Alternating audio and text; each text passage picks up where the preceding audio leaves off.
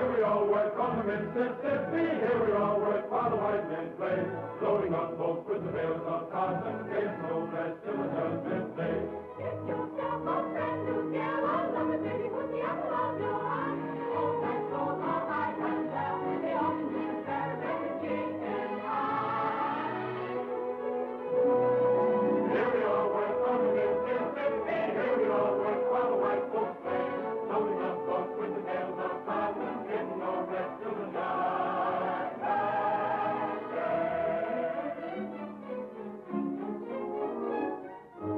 What pretty berries are there? Are there the fairest of the fair? Southern beauty, every moment found. You roll, oh goodness gracious, they're so flirtatious, you naughty Little women don't be timorous. You will find that she loves only to and for more. Thinking of the days of old. See the stroke of pencil, Captain and Constant, Boston will you go? Let me take you to the Charlotte Island.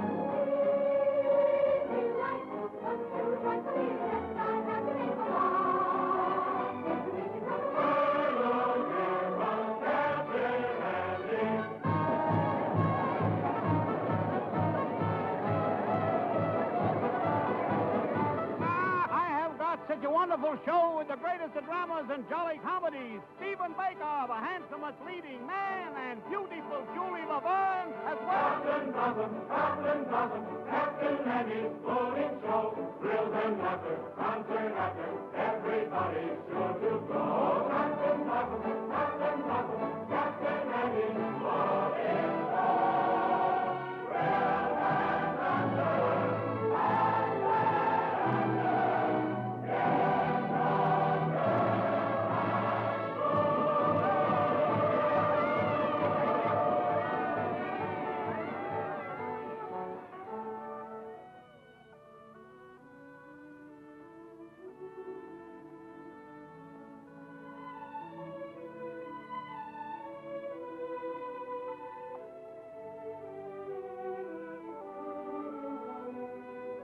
Who cares if my boat goes upstream, or if the gale bids me go with the river's flow?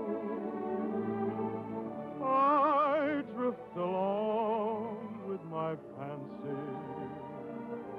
Sometimes I thank my lucky stars. My heart is free.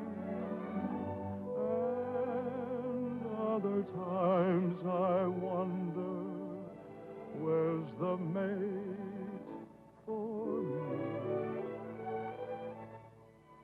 Hello.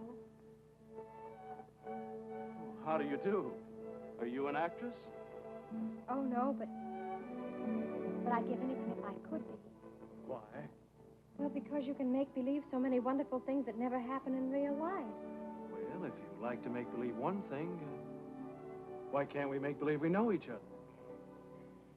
The game of just supposing is the sweetest game I know. Our dreams are more romantic than the world we see. And if the things we dream about don't happen to be so, that's just an unimportant technicality. So the cold and brutal fact is, you and I have never met. We need not mind conventions, scenes, and cues. If we put our thoughts in practice, we can banish all regret. Imagining anything we choose. We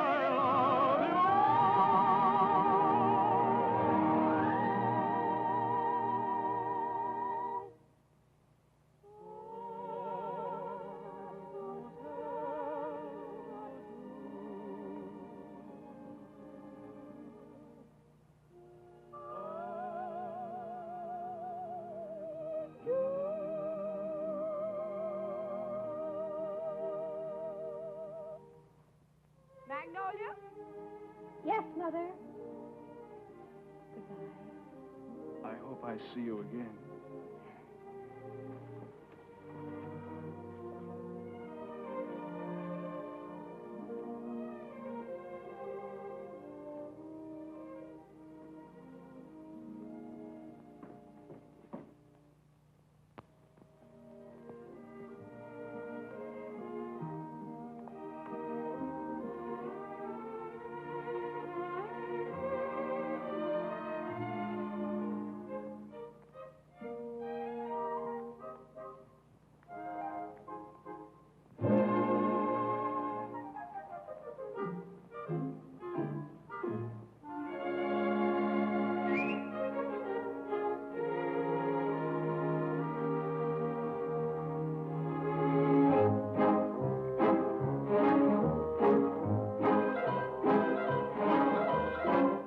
Upon the wicked stage ain't ever what a girl supposes. Stage door Johnnies aren't raging over you with gin and roses.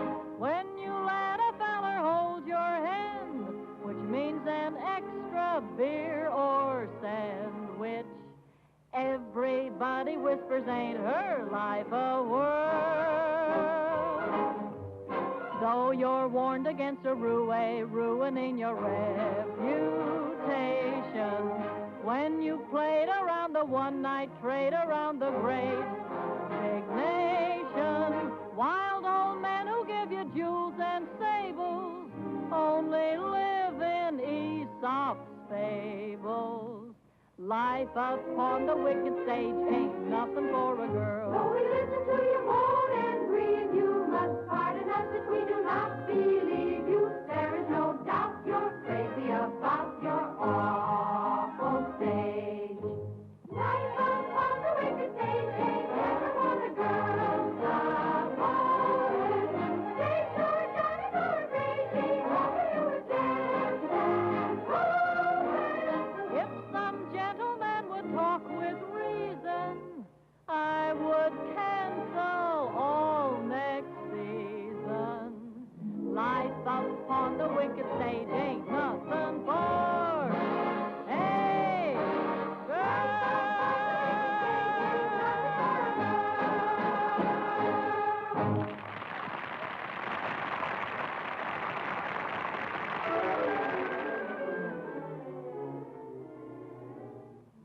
Oh, listen, sister, I love my Mr. Man, and I can't tell you why.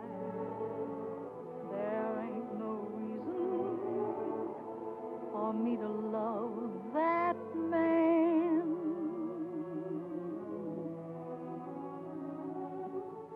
It must be something that the angels done planned.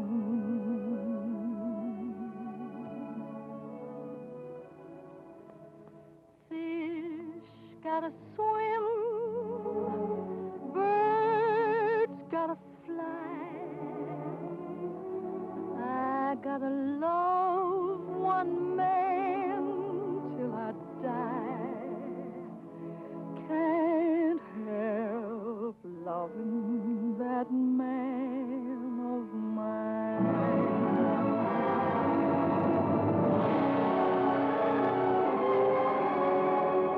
Tell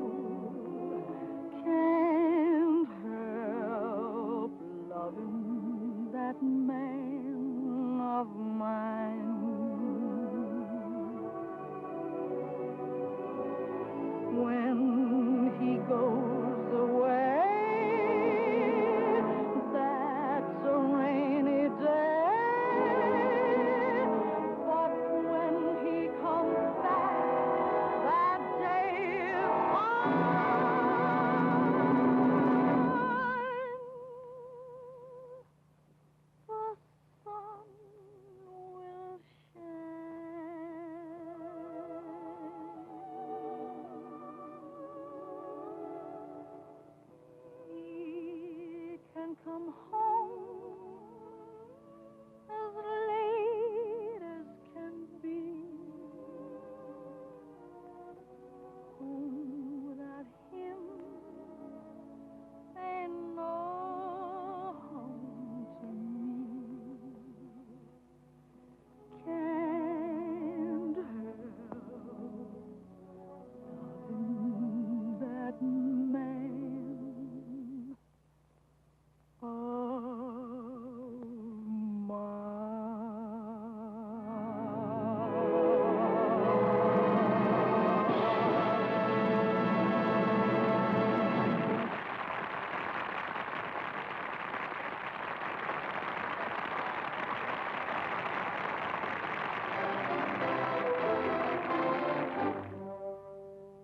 Old Man River, that old man River, he must know something, but don't say nothing. He just keeps rolling, he keeps on rolling along.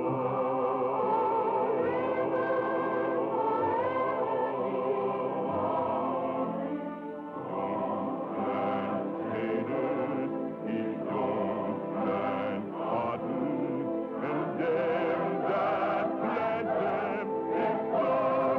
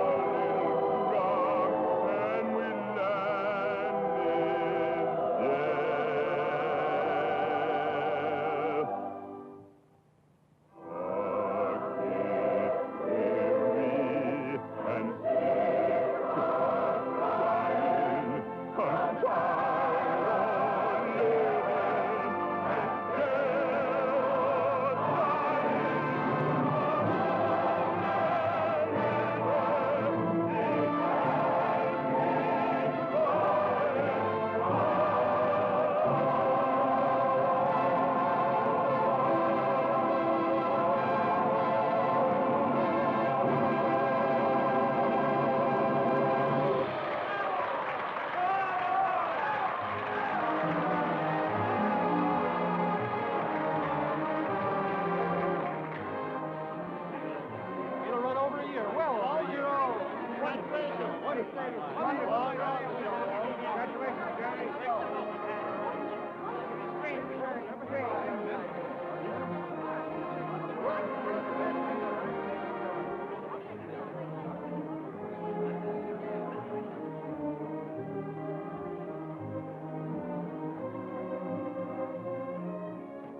That was a swell show, Mr. Kine.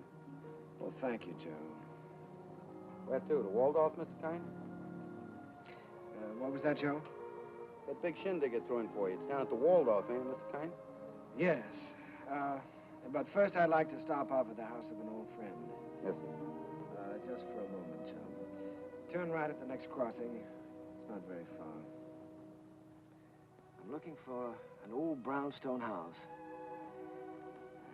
It was the home of a very great and good friend. Tonight, during the show, I couldn't seem to get him off my mind. Yes, sir. And I'd like to be alone for a few minutes, Joe, before we go down to the Waldorf and face that crowd. Oh, I guess it's like a minute of silence, something like that, huh? Yes, Joe, something like that. Here, stop here, Joe. Here at the corner? In front of that radio shop. Oh, there it is. See? You mean that lodging house sandwiched in there? Mm-hmm. Well, of course, it didn't have that room to let sign in the window then. And other than that, it hasn't changed very much. Well, the street has changed. Changed quite a bit since I first walked down it years ago.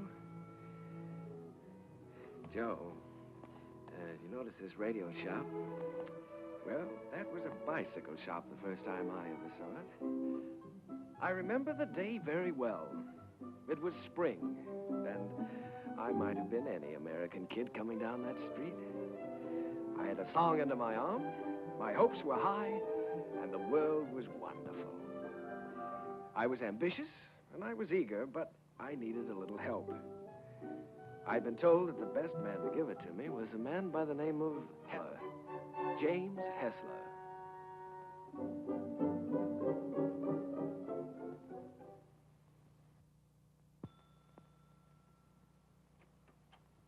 Come in. You're an hour late already. I suppose you realize that. You can start on the upstairs bedroom immediately. Mrs. Muller, Daddy wants some more roast beef. I'll be there in a second, Mr. Hessler, and see that you get to their nest, young man. He's not the moth killer. I'm a songwriter. A songwriter. I see. You entered under false pretenses. Well, it won't do you any good, young man. Mr. Hessler isn't seeing songwriters anymore. He's going in for better things.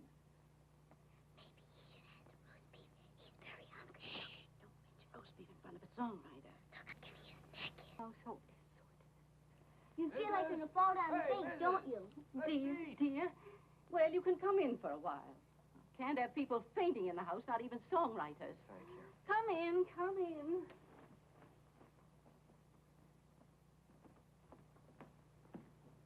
Daddy, he's starving to death. Mr. Hessler? Mr. Max? Yes, I know. Well, Mr. Max Dreyfus of the Harms Company sent you.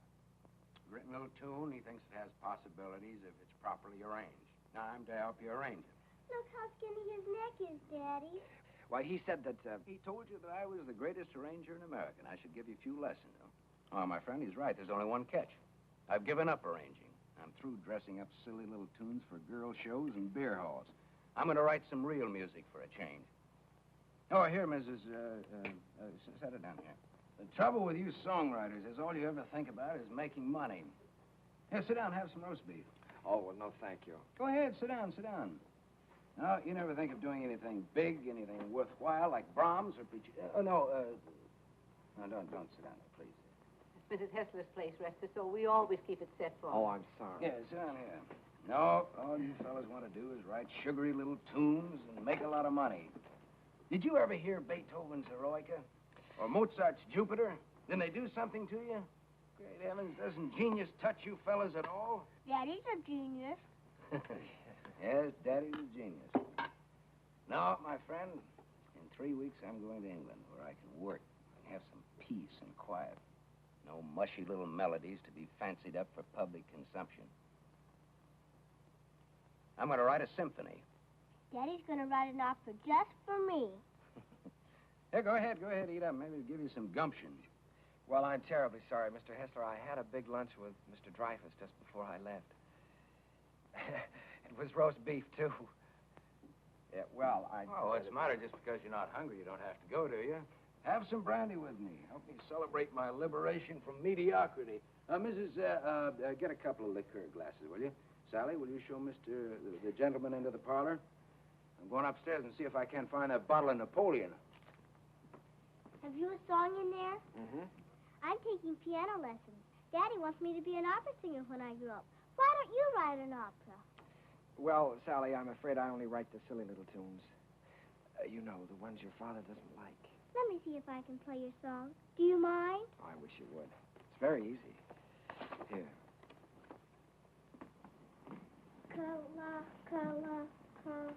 What's the name of the song? Kahlua.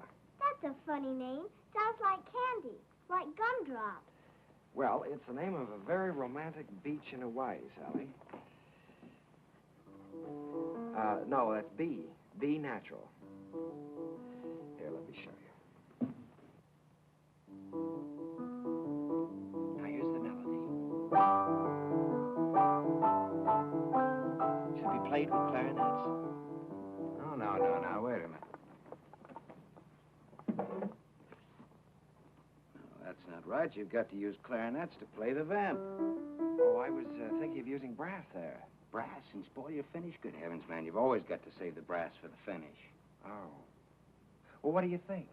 I know. This is a romantic song. Sit down. It's sentimental. You've got to start the melody off with your strings. Divisa. Here, I'll show you. Start that vamp again, Sally. It's perfect for clarinet, see? Now then, the strings here. Divisa. Did you hear how wonderful that is?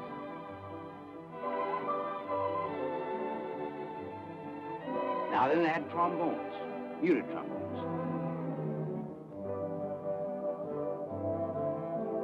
That's great. Can't you just hear that?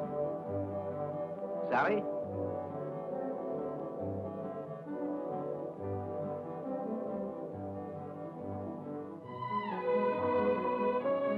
No, wait a minute. We ought to add flutes there. Right, easy.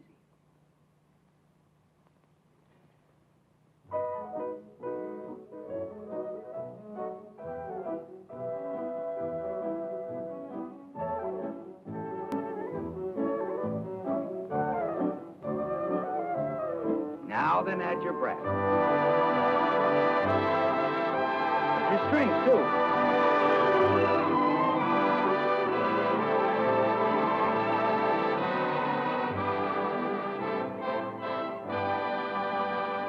Yeah, you see? Not easy? It's a good song, too. It's very good. Is that yours? Yes. Mm-hmm. That's all right. What's your name again? Kern. Jerome Kern. Well, I'm glad to meet you, Karen. Make yourself at home. And I did. My life became a pattern of notes and clefs, tempos and modulations. We worked hour after hour, day after day. It was the beginning of a friendship. It was the beginning of a lot of things. And now, not only did I have a best friend, I had a best girl, Sally. And what a girl. Oh, those were never to be forgotten days, and I hated to think of them ending. But at last the time came when Jim had to leave for England. Oh, here, Jim, let me help you. Oh, it's those symphonies of yours. They're as heavy and bulky as lead. Nice, they're not tinny like some tunes I've heard. Oh, Sally, honey, come here. All right, here we go. Fortissimo. Dum-da-da-dum-da-dum. Bum. Got it. Oh, you carry a lot of weight, Sally. It was easy. Come along, Sally. At least we're not going to miss the boat. Goodbye, Mr. Kern. Goodbye, Mrs. Goodbye, Sally. Bon voyage. What does that mean? Happy journey. Bye, Uncle Jerry. Be a good boy. This will be the end of it, boys. Don't forget to pack my song, Daddy. No, I'm good. She means Kahlua. Well, that is her song, Jim. You know, if it hadn't been for Sally, I wouldn't be here now. Well, she's very fond of you, Jerry. I'm going to miss her. I'm going to miss all of you. Well, we may not be gone so long. It all depends on... You won't mind living here alone, will you? Oh, no, I'll get used to it. Jim, in case I don't get a chance at the boat, I just wanted to tell you that... Oh, forget it. I like arranging now that I'm through with it. Glad to have been some help. No, it's more than that. It's been your kindness and your home here. Look, Jerry, I just want you to write some good music, some real music. That's all the thanks I want. Don't waste your time fussing with those wheezy little tunes. Think big. Try to be somebody. I will, Jim. I'll try to be as big as I can. Yeah, good. That's fine. Well, we better be on our way. Oh, good heavens, Sally's song. You know, I'm so tickled that she remembered that. Remembered? It's your song, Jerry. She couldn't forget.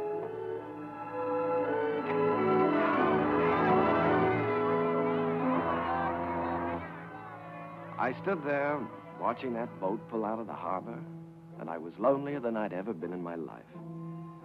I walked through the days that followed, from office to office, theater to theater, always getting the same discouraging answer.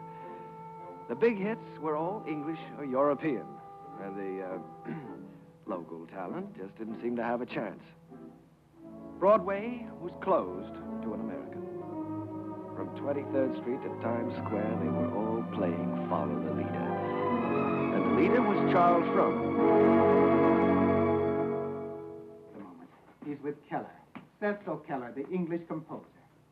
Mr. Froman's not interested in American songs at the moment. He's leaving for England in a few weeks. Good day. How do you do? My name is Kern, Jerome Kern. Oh, yes. How do you do, sir? I see you have the deeds with you. Mr. Froman's very anxious to see them. Deeds? You're the man from the real estate office, aren't you? No, I'm a songwriter. These are some of my songs. Your name isn't Kernan? No, Kern, Jerome Kern. I'm sorry. Mr. Froman hasn't a minute to waste. I'm afraid I must say good day. Well, now, maybe sir. if he'd listened to one of my songs, I have one that could be made very English. Good day, sir. Goodbye, Mr. Froman. Goodbye, Mr. Keller. I'll see you in London soon. I'll call you when I get there. Thank you. I'll be waiting for your call.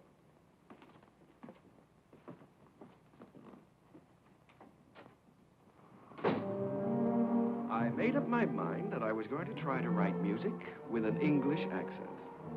So I sailed for London. I wish I could say with flags flying and my courage high. But the sea and I and the boat didn't get along too well together. I was mighty glad to see land again.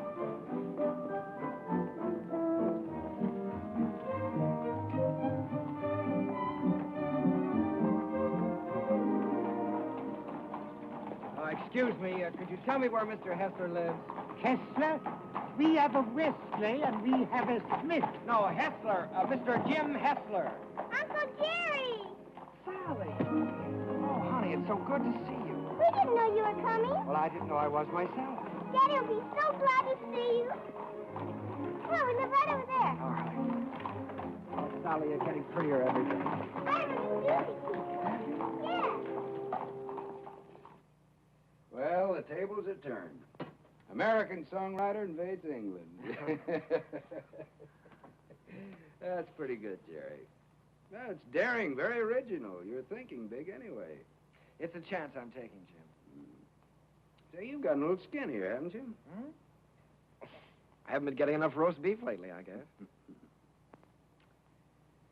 Jerry, I look at you sitting there, and it's just hard for me to believe you haven't been here all the time. Thanks, Jim. It's sort of like being home again.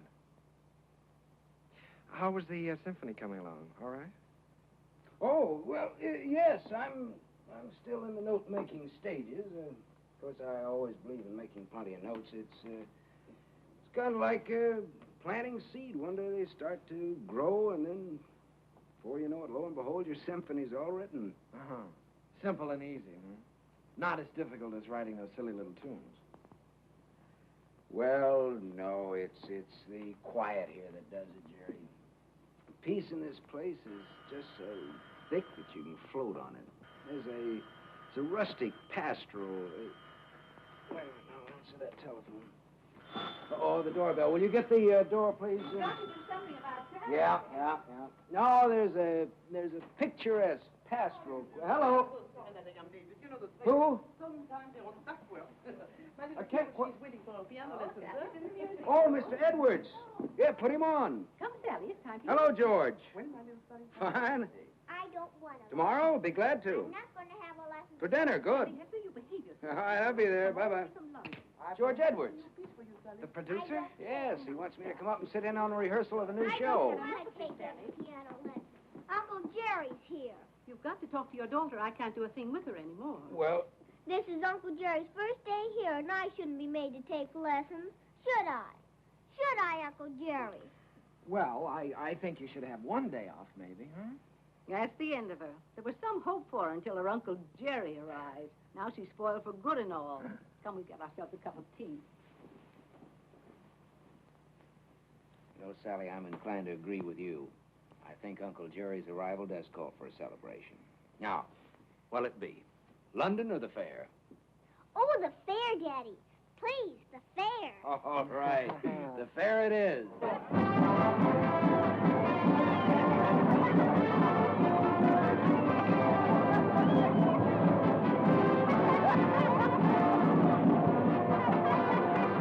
How do you do, Marie? How do you do? Hey,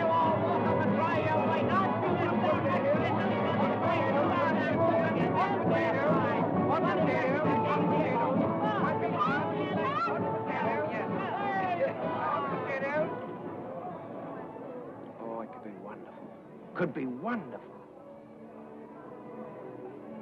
Oh, no, Jerry. I don't want Sally to go up in the swings, not till she's a little older. The whole stage full of swings and a boy and girl in each swing and all of them singing. Oh, you mean for a production number? Yeah. That's not a bad idea. They could swing from the stage right out over the audience and back again. Make a good production number. What song would you use with it? Spoon with me, be perfect. Spoon with me. That sounds fine. Suppose I take that up to George Edwards. For the gaiety? Sure. I'm going to have dinner with him tomorrow night. Oh, Jim.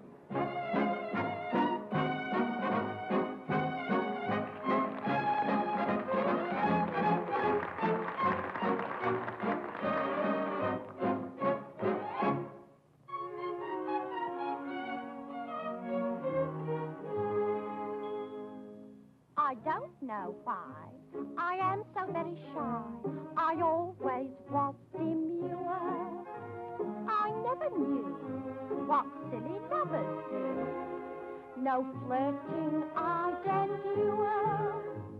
In all my life I never kissed a man. I never winked my eye. But now at last I'm going to break the ice. So how'd you like to try?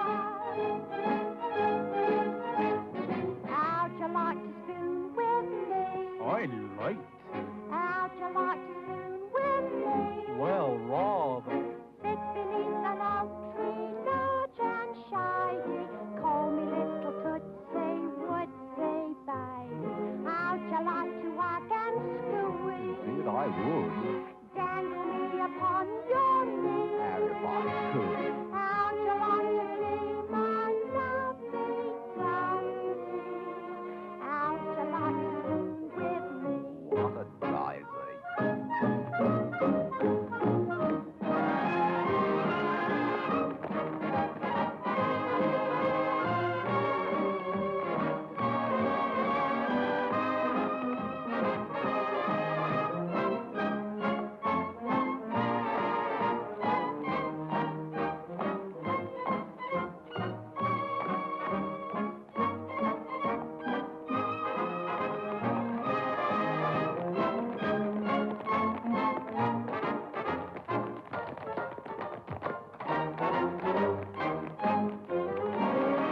How'd you like to spoon with me? How'd you like to spoon with me? Beneath an oak tree, large and shiny, call me little Tootsie, Woodsy baby. How'd you like to hug and sway? Dangle you upon my knee. How'd you like to be my lovey-dovey? How'd you like to, how'd you like to, how'd you like to, how'd you like to, How'd you like to, how'd you like to spoon with me? How'd you like to spoon with me? Rather.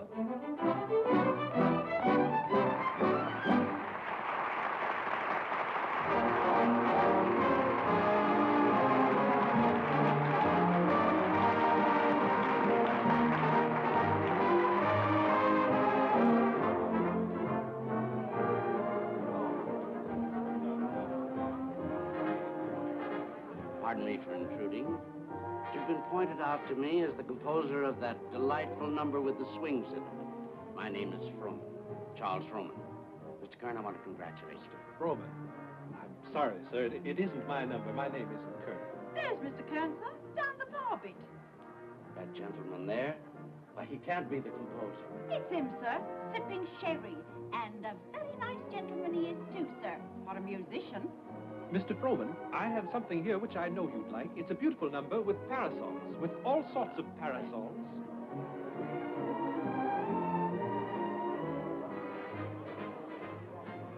Kern?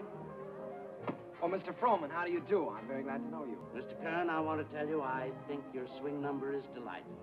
It has such beautiful English charm to it, really delightful. Oh, by Jove, Mr. Froman, that's rather nice of you. It's a pleasure to know you, Mr. Kern. You know, you fellas over here have a style all your own. As English as the scent of the May blossoms. Would you join me in a glass of sherry? Righto. Miss.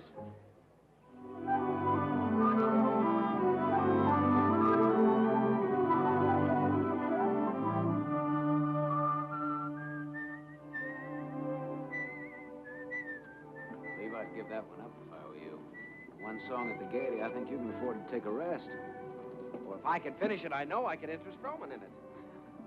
You ought to know by now that Charles Froman is only interested in English music and English composers. If I only had a piano, I know I could work this out right now.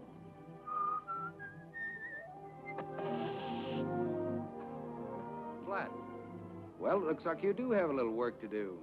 That town we passed wasn't very far back, was it? No, not very. Well, let me take your bike, and I'll go back and see if I can borrow a repair kit. No, I think I'd better go. I can talk with the natives better than you can. Well, let me do it. I can use my accent on them. That's just what I was afraid of. No, you wait here and whistle yourself a little tune till I come back. Make sure you can find this place again. I'll find it.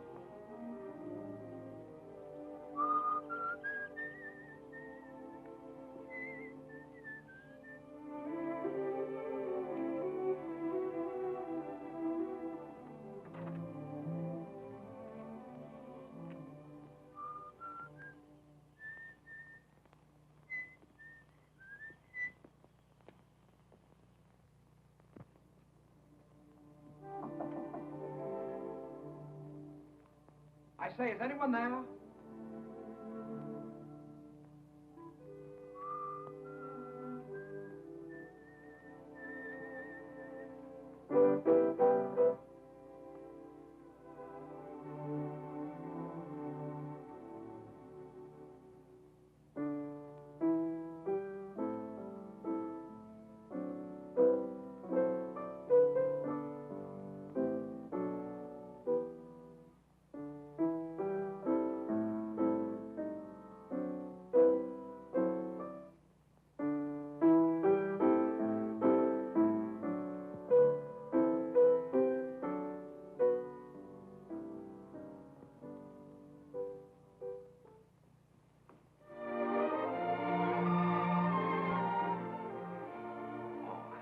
How do you do? Did Mr. Timkins send you? Well, I was passing by on my bike, and I got a flat tire, and... Then you don't work for Mr. Timkins. No, I happened to notice your piano through the window, so I thought I'd come in and try out a little tune. I see. For a minute, I thought you were the piano tuner. No. Well, I'd better go before the owners... What do you do here? Gardening? A little. Oh. Well, I don't know whether anybody's told you, but for a working girl, you're very pretty. Thank you. You're an American, aren't you? Yes. Yes, I'm a songwriter. As a matter of fact, that song I was playing as you came in is mine. Did you like it? Oh, you wrote it yourself? Sure. Oh, I write lots of songs. Maybe you've heard this one.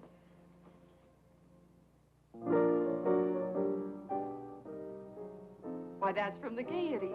Everybody's singing it. Uh-huh. Now, this is the one I was working on.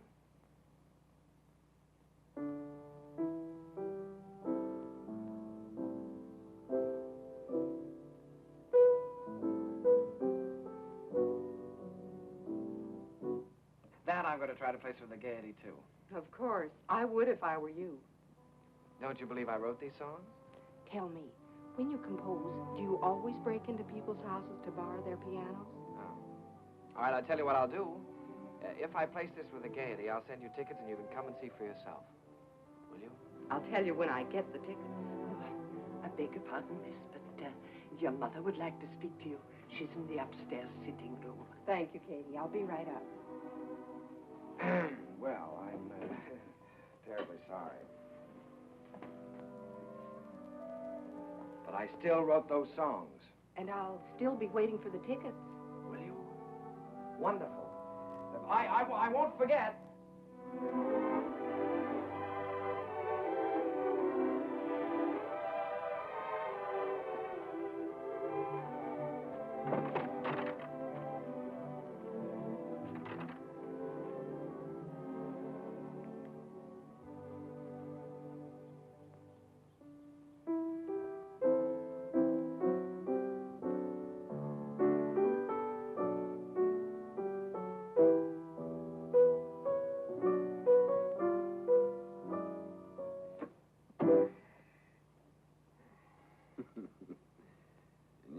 lad who wasn't going to fall in love with anybody for a long, long time. Well, this girl is different. Sure, I know. Well, now, don't joke about it. It's serious. Don't you believe me? Yes, of course. Now, she really is different.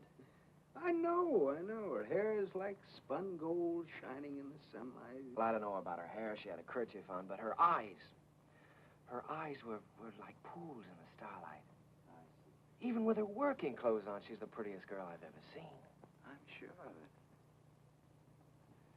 Seriously, Jim, don't you believe me? Yes, I believe you. It's spring, isn't it? Tomorrow morning, I think I'm going to give you a great big dose of sulfur and molasses. Good night.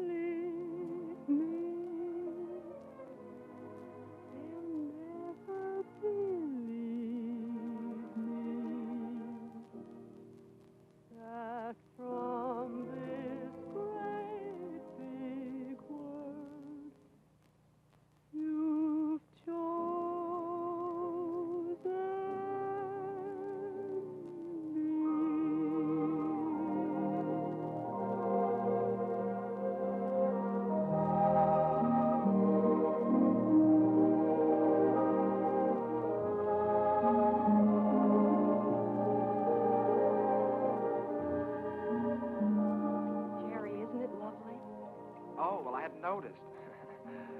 When I look at you, I can't seem to see anything else. Oh, writing songs again. Perhaps we better stop and have lunch. All right. You can move in under those trees there. Isn't it a beautiful day? Beautiful. Now, let's see. You've seen Westminster Abbey and the Tower of London, and you've seen Buckingham Palace and Hampton Court. Maybe there's something I can tell you about this place. Eva, let's drop the history course for a while. Do you mind? Not that it isn't interesting, but, well, there are a few things I'd like to know about you, too. Well, all right. What would you like to know about me? Oh, just the ordinary things. Things you like and things you don't like. Where you went to school and who was your first beau and, oh, what you want out of life. That's a tall order. Where shall I start? The things you like. Oh, I guess I like what everyone likes. I like books and picnics and dancing and music. What about musicians? Oh, certainly musicians. And what do you want out of life? Oh, I guess again what everyone wants. Happiness. Have you ever given any thought to getting married? Why, of course. Doesn't everyone? Are you set on any particular type of man? I have been at different times. When I was 16, I desperately wanted to marry the star cricket player at rugby. And now? Now? Oh, now I don't really know. Except that he must have a sense of humor, and he must be kind, and he must be intelligent and good company. And of course, he must love me very much. Well, I know somebody with at least one of those characteristics. Someday I'll tell you all about it. Oh, good afternoon, good afternoon, good afternoon. And how have you been this afternoon? Well, I'll tell you how I've Oh, been. that's I've been so. looking Never all... mind, never mind. You feel wonderful. You feel great. How could you be otherwise after such a beautiful day? Tell me, my friend, how is your knowledge of English history? English history? Did you know that London happens to be the largest city in the world? Yes, I know that. Did you know that within the county of London there are 14 road bridges across the Thames? Now, there's the Waterloo. There's You don't say. Sounds dull, huh? Well, it's far from dull, my friend, when your history teacher is as beautiful as all the sirens of history put together. Did you know that all the swans on the Thames belong to the King of England? No, fancy that. And the male swan is called a cob. Well, what does that get? And did you know that when you walk into Hampton Court, you're walking right straight into history? Oh, my dear friend, you have so many things to learn about England. Have you ever heard of a man named Charles Frohman? Frohman. Well, that's a familiar name. The face escapes me. How can you talk about Frohman when I'm talking about love? Oh, so that's been the theme of this little dissertation. Yeah. Well, I'm glad you informed me. Oh, that's all right. Because the next time Frohman's office calls, I'll tell him that you're too busy to be bothered. Yes, you tell them that I'm too busy.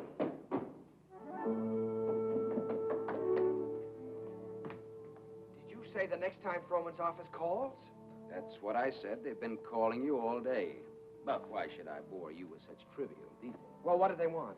No, dear friend, you return to your archives. Why think of the future when the past is so glorious? Oh, come on now, quit clowning. What happened? Nothing. Frohman just wants you to write 4 songs for his new show. If, of course, you can spare the time. Well, why didn't you tell me about it? Why didn't I tell you about it? Well, come on, let's get going. There's no time. We've got to do that on the ship. On the what? On the ship. We're sailing with Charles Frohman tomorrow. We have to start rehearsal in 6 weeks in New York. Oh, Jim, Oh, no. Look, Jerry, this is the chance you've been waiting for. You certainly are full of surprises. I thought you'd be up in the clouds. I feel like I've just been yanked out of the clouds.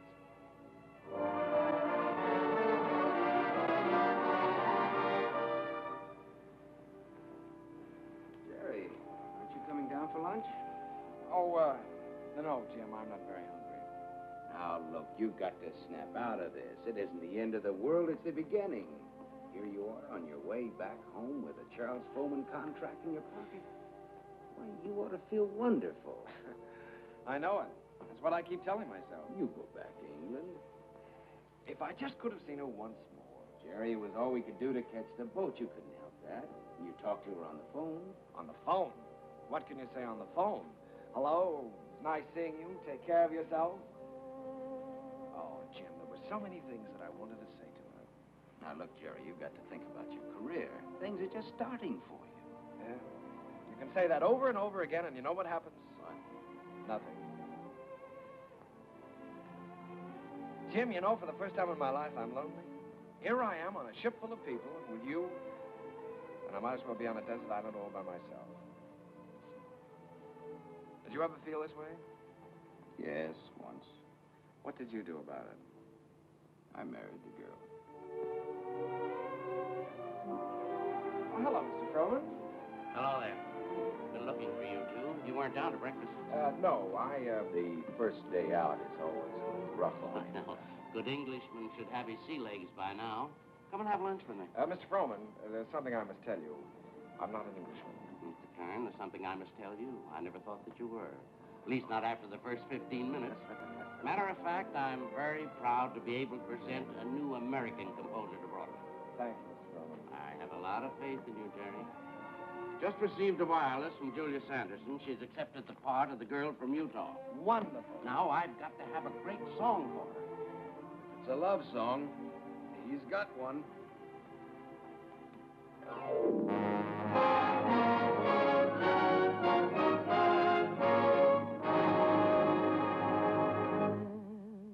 When I told them how wonderful you are, they didn't believe me. They didn't believe me. Your lips, your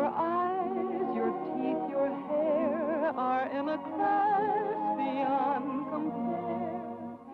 You're the handsomest boy that one could see.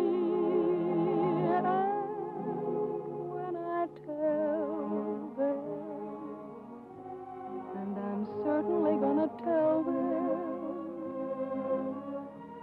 that you're the boy whose wife one day I'll be. They'll never believe me. They'll never believe me. That from this great big world you've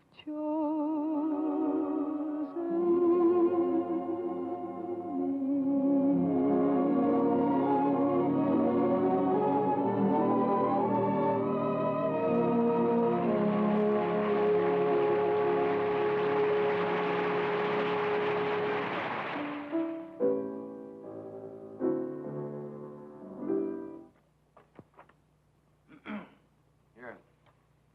I've got the Clouds number worked out pretty well now, huh? I never realized that writing a complete score was such a job before. Well, one good all-night session like this does wonders. I could use another week. We weren't 3 weeks late already. I hope he likes it, Tim. Rowan, be crazy about it. He hasn't gone out and bought himself another show while he's been waiting. Good morning. Sally, what are you doing up? I'm going to have my breakfast. Right. It isn't morning already. No, it can't be. Sally, you'll be late for school. I'm coming. Say, Jim, don't you think I better call Froman's secretary and get an appointment? You better call him at home. It's a little early.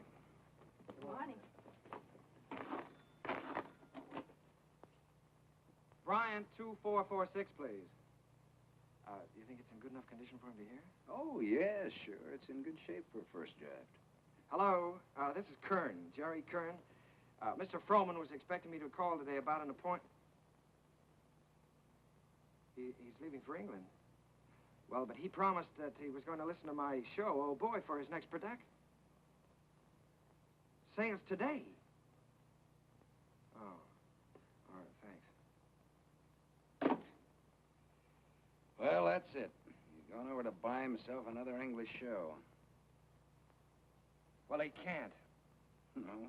No, he can't. We worked like dogs on this score, Jim.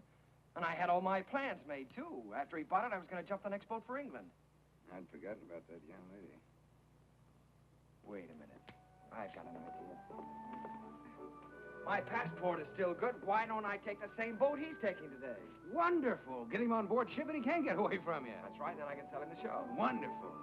Then I can go and see Eva. Sure. You can get married. Well, yeah, probably have to ask her first. Well, that's an idea. Well, I'll go and phone the steamship company. Right, I'll go fast. Driver, you think you can make it all right? If we get a break in traffic and the old engine holds out. Oh, Uncle Jerry. Jerry, come on now. We've only got a few minutes. Jerry, if you want to miss that boat, come on here.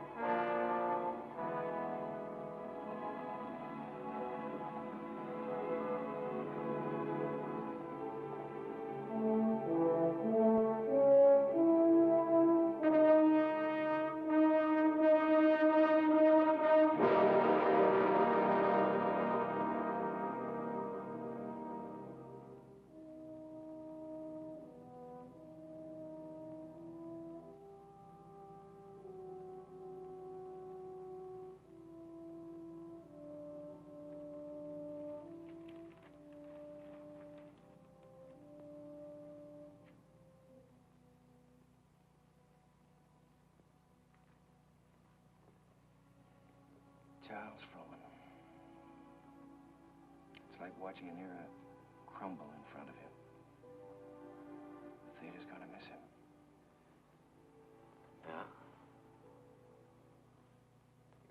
lucky to miss that boat, Jerry.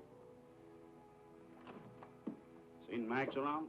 Oh, hello, Jim. Victor? No, I think he went over to Comstock and Elliott's. What a terrible tragedy. Yes, it's unbelievable. Jerry and I were just talking. Jerry, you know Victor Herbert, don't you? This is Jerry Kern, Victor. How do you do, Jerry? It's a great honor to meet you, Mr. Herbert. Charlie Froman spoke of you quite often. He had great hopes for you. Well, he was very kind. He liked you. But more important, he respected you. And it's easy to see why. You've got a song to sing. Thank you, Mr. Herbert. Look down at that city, Jerry. It's made up of millions of people. And music has played a part in all their lives. Lullabies, love songs, hymns, anthems. Must be pretty wonderful, Mr. Herbert, to realize that people you don't even know and never will know are singing your songs, and all of them asking for more than Victor Herbert music. It makes me feel grateful, Jerry, and very humble. One of these days you'll find out yourself how it feels. What is it my publishers call me? The Dean of American Music. Well, I think you're going to be the next dean. One thing I must admit, you've got a better figure for it. Keep writing, boy. Don't let anything stop you. Good night. Night, Victor. Good night, Jim. Good evening, Mr. Herbert. It's a deal, gentlemen. Congratulations. Comstock and Elliott are going to produce Oh Boy. Max just sent me over with the check. What's the matter? Aren't you fellas happy? Yeah, thanks. Turn out those lights again, will you?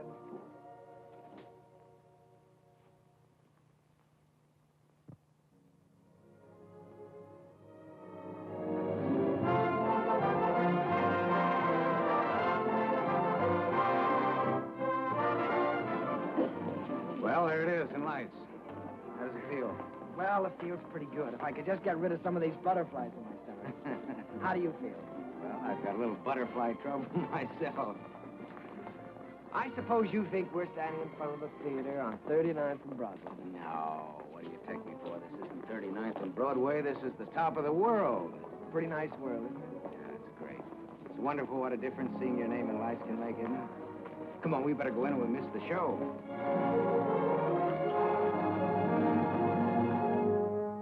The rain comes a pitter-patter, and I'd like to be safe in bed.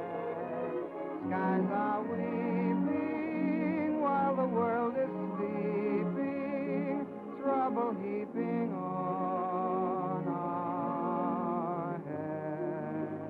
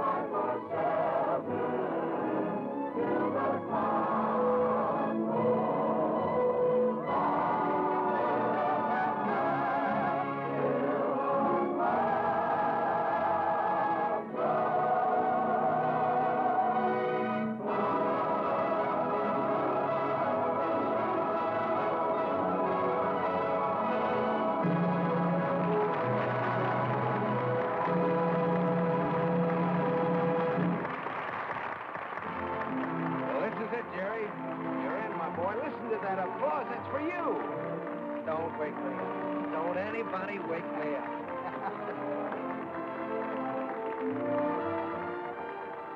Figured out how you're going to spend your money yet? Well, for one thing, I think I'll buy an interest in Harms. For another... You think you might take a little ocean voyage? Well, good luck. I don't see how she can possibly say no. Well, that's what I'm worried about. I'm afraid she is going to say no, Jim. You know, I can't get her out of my mind. She's... Well, she's... Yeah, I know. I've been through this before. She's everything you've ever dreamed of on this earth. She's everything I've ever dreamed of in heaven.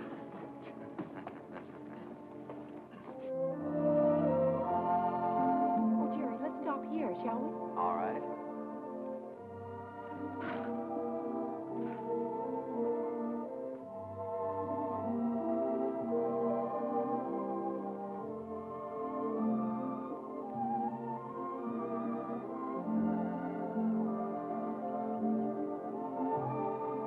Jerry, Hmm?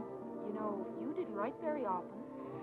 Well, my letters weren't very interesting, Eva, so I tore them up. As a matter of fact, you didn't write very often yourself. A lady doesn't correspond with a gentleman, unless it's a reason other than a personal one. Oh, well, now, doesn't that sound a little silly to you? No, it sounds altogether fitting and proper. Oh. Want to fight? A lady doesn't fight. Well, what does a lady do? Oh, you're impossible. Well, you're right. If I were you, I'd have nothing to do with me. In fact, if I were you, when I ask you to marry me, I'd say no. Just on the grounds that a lady never says yes. Now, see here. Are you going to ask me to marry you? Might, with a little encouragement. A lady doesn't... In my country, if a lady wants to be asked, she has to be encouraging. In my country... In your country? What in your country? Well, there are proper ways to go about such things in every country. Oh. Well, then let me put it this way. From the very first moment I saw you, when you walked in from the garden, I knew that out of all the women in the world, I'd finally found the right one, the only one. I wanted to tell you then. I wanted to say, hello, funny face. I don't know your name or anything about you, but I've loved you all my life. You were my first school teacher, my first date, the first girl I ever kissed, and everything in the world to me. You see, I recognized you immediately. You thought all that? That's right. I stood there thinking that, wondering what you'd do if I kissed you. What would you have done? What would you do now?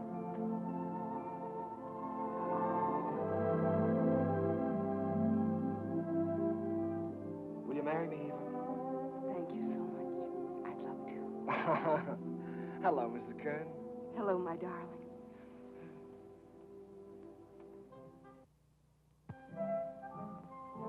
They're here, Daddy. They're coming up the steps. Welcome home. Jim!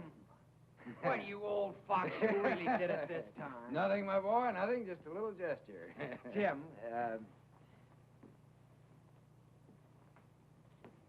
this is Eva. Hello, Eva. Hello. Well, you've married the nicest guy in this world, but the craziest. Oh, now, wait a minute. I was keeping that from her. Isn't she sensational, Jim? Jerry. Honey, turn around and let him look at you. Oh, Jerry. Look at that hair and those eyes. Have you ever seen a woman like that in your life before? Only once. No, I hope that both of you have all the happiness in this world. Oh, thank you, Jim. I think we have already. Forgetting me and the music. Oh, Sally, yes, I'm sorry, dear. Sally. On behalf of my father, Jim Hessler and myself. On behalf of my father, Jim Hessler and myself, I wish to congratulate you on the start of your voyage into the great sea of life. Oh, Sally. Well, on behalf of my wife and myself, I thank you very much. I'll take it. Hello, Mrs. Hello, Mr. Kern. Sally, it's so wonderful to see you. Why, you have grown up, haven't you? Sally, this is your Aunt Eva. On behalf of my father... Thank you, Sally. We're going to be real good friends, aren't we? Yes, I expect we are. Well, what do you say? Let's all go in and have something to eat, shall we? Oh, Jim, it's so good to be home again. Yes, it was good to be home. I felt I had everything in the world. Happiness, success, and the wife I had dreamed about. I wanted to put it all into music. Eva's smile, and her eyes, and what it meant to be with her. And at last it seemed to me that the clouds had rolled by. First, there was Leave It to Jane. Leave it to Jane, Jane, Jane. I don't know why you should make me plot and plan for you. She is the girl with... I always try to do everything I can for you. No problem, you can wish on her, gives her a string.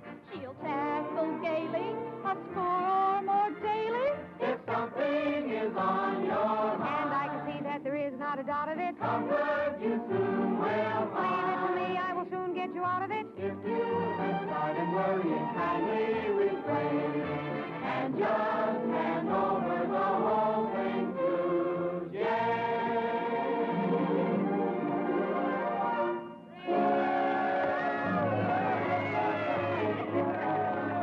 Well, Jane, why don't you tell us how you do it? Yes, come on, Jane, tell us.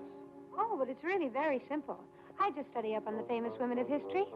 You mean like Lucretia Borgia? Well, no, not exactly. Listen.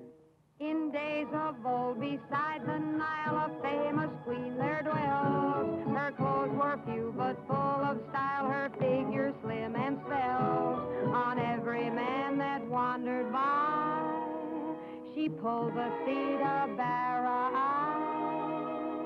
And everyone observed with awe that her work was swift, but never raw. I'd be like Cleopatra if I could have my way. Each man she met, she wed and kissed, and she dozens on her waiting list. I wish that I had lived there beside the pyramid. For a girl today don't get the scope that Cleopatra did.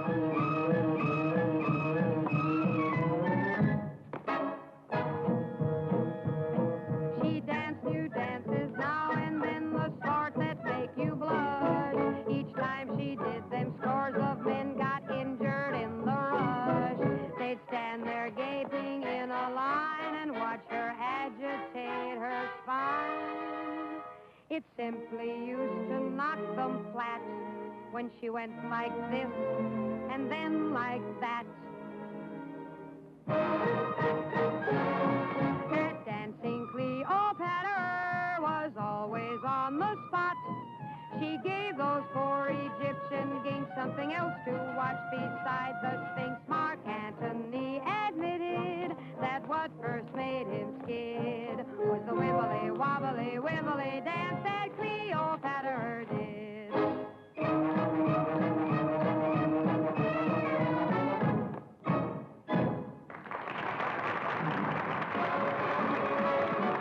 Leave it to Jane, Jane, Jane. She is the girl with brains. No problem, you can listen or give her a string. You'll tackle gaily, a score or more daily. If something is on your mind, comfort you soon will find. If you have started worrying, kindly refrain. Don't bother, don't go your father. Leave it to Jane, Jane, Jane, Jane, Jane. Turn the whole thing over to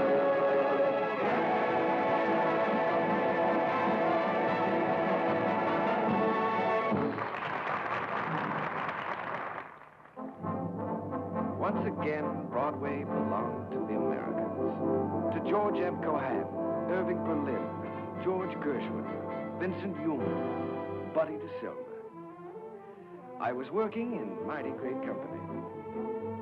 And in one of my own shows, Sally, I was fortunate enough to have the reigning queen of the era, the wistful, lovely, unforgettable Marilyn Miller.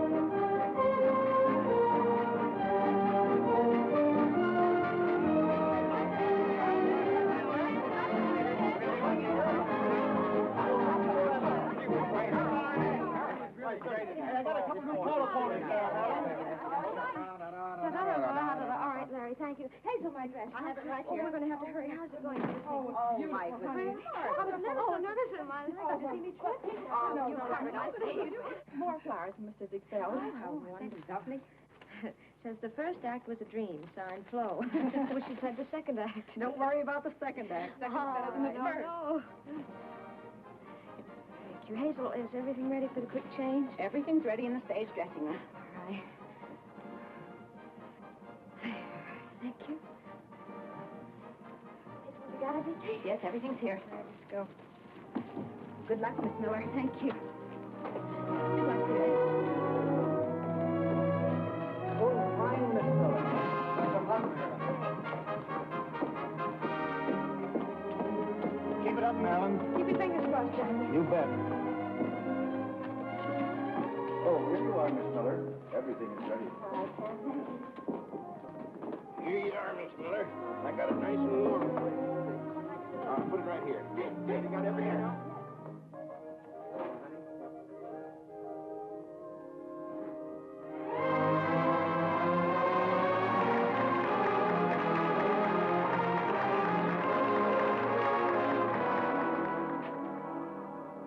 As I wash my dishes, I'll be following a plan till I see the brightness in every pot and pan.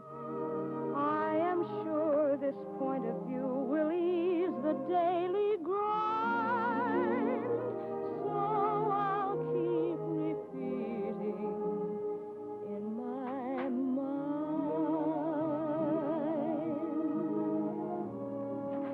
Look for the silver lining whene'er a cloud appears in the blue. Remember, somewhere the sun is shining, and so the right thing to do is make it shine for you. A heart full of joy and gladness will always banish sadness and strife. So always look for the silver lining and try to find the sunny side of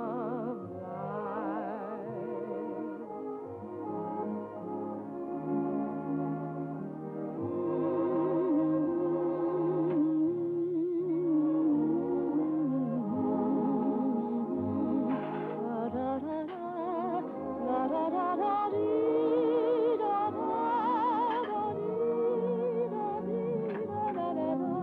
the sunny side of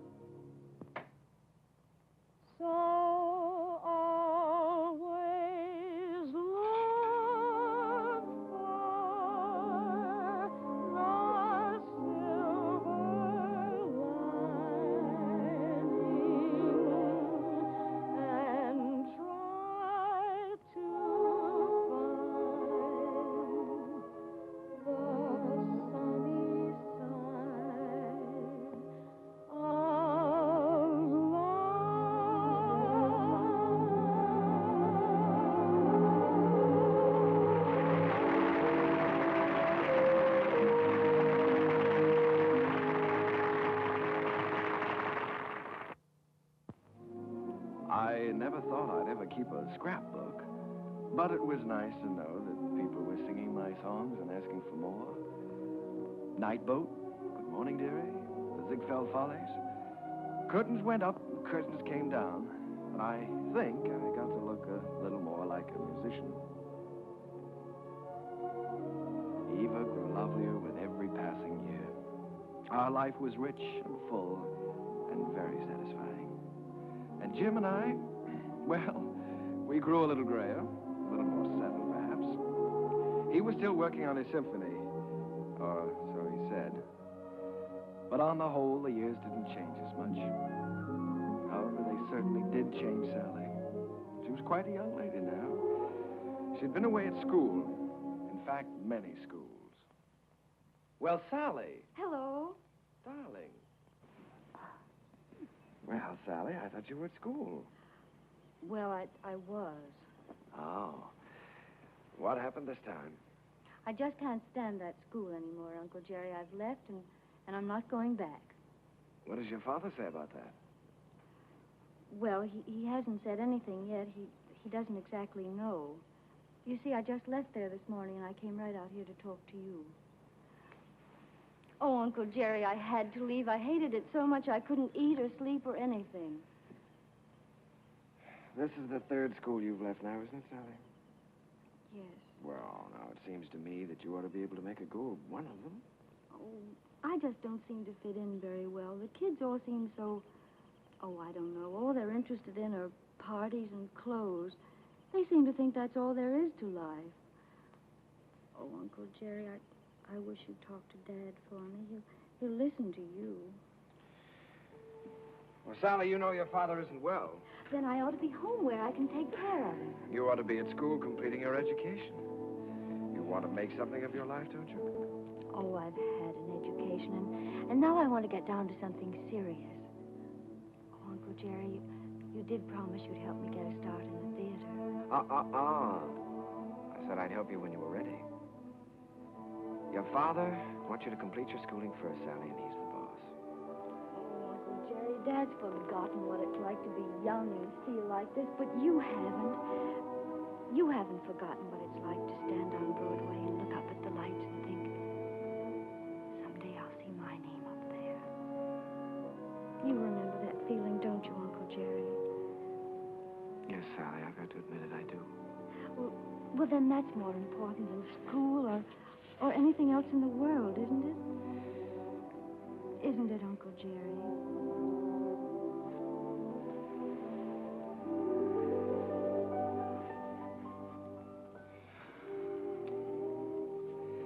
It's the third time, Jerry.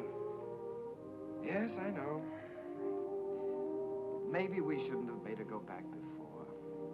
After all, if she hates it so much... Oh, Jerry, you can't keep on running away from things all your life. It's time Sally found that out. Well, you can't live another person's life for them either, Jim. It isn't fair. Sally's grown up now, and I think she ought to be allowed to do what she wants to do. I want her to finish her education. And get a chance to finish mine. I always said that any kid of mine was going to get the right start in life. Well, what's right for one person isn't always right for another, Jim. You know that. Jerry, the trouble with that girl is she's just plain stage-struck. She comes by that honestly enough, doesn't she? Remember how we used to pound the sidewalks and knock on doors? Nobody could stop us. Goodness only knows enough people tried to. Remember how thrilled we were when we finally realized we were in? So what right have you or I to interfere with Sally? Yeah. Well, what are we going to do, Jerry? I'd give her a part in Sunny. So, cast. Part of Gwen hasn't been cast yet? Gwen, well, it's only one line. Gwen is going to have a song. The doctor's here, Mr. Hester. Oh, fine, Miss. Doctor, I'll be with you upstairs in just a minute. Good evening, Mr. Kerr. Hello, Doctor. You know, when you get to be my age, you start collecting pills.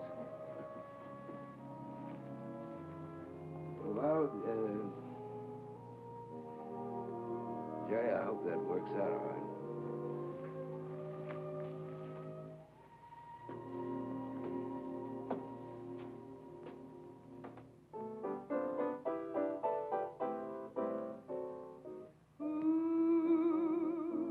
Stole my heart away, who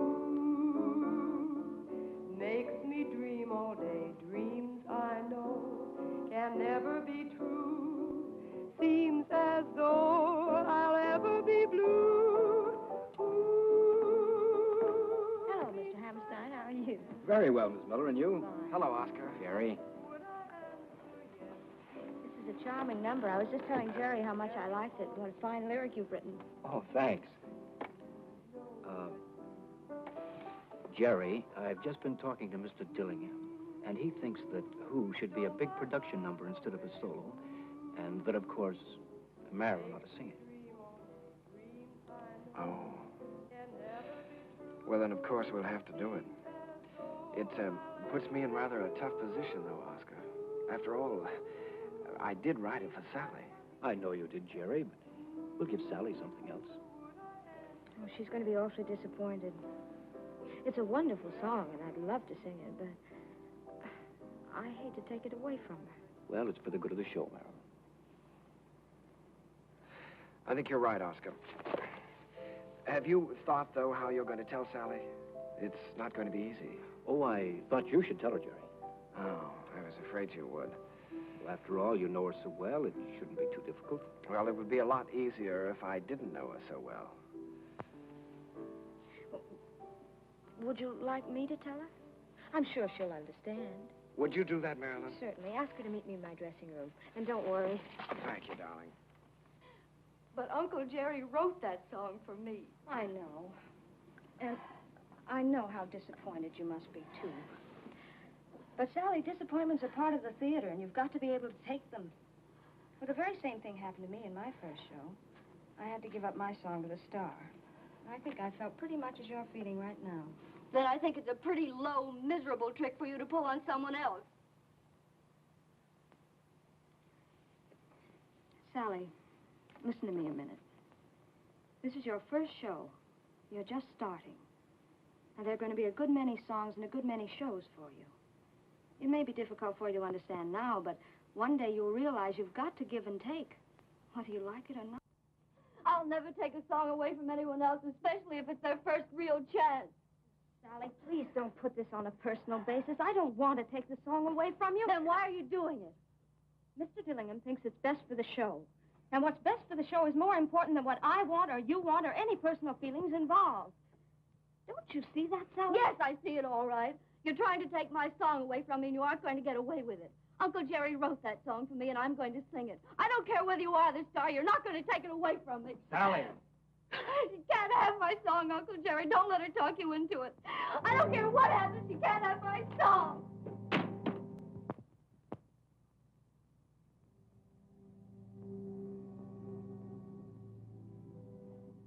I'm sorry, Jerry.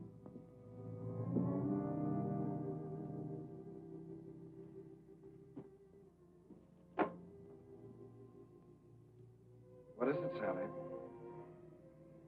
Am I still in the show, Uncle Jerry? If you want to be, you won't have a song, though. You took my song away from me, the song you wrote for me.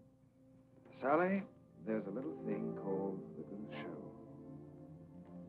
Apparently the show didn't seem very important to you this afternoon. Important? You didn't care what happened to the show just so long as you got your way. The theater doesn't work that way, Sally. Nothing works that way. I learned something today. I suddenly realized that you're not ready for the theater yet. I'm ready. No. All you have to offer is a small talent, a great deal of conceit, in return for which you want success.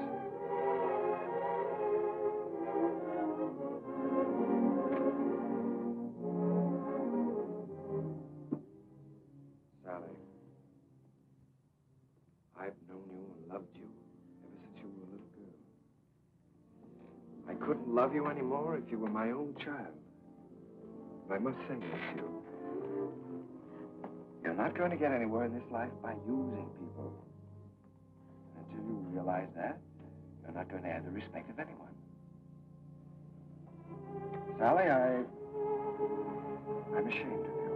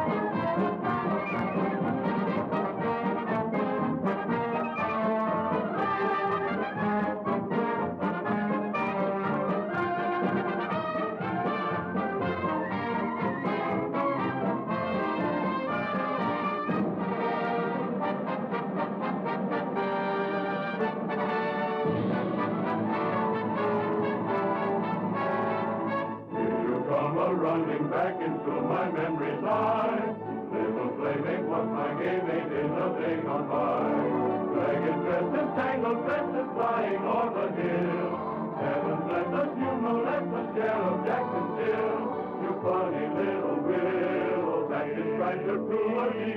She is full of fun, he named the lady perfectly. She is bright and sunny.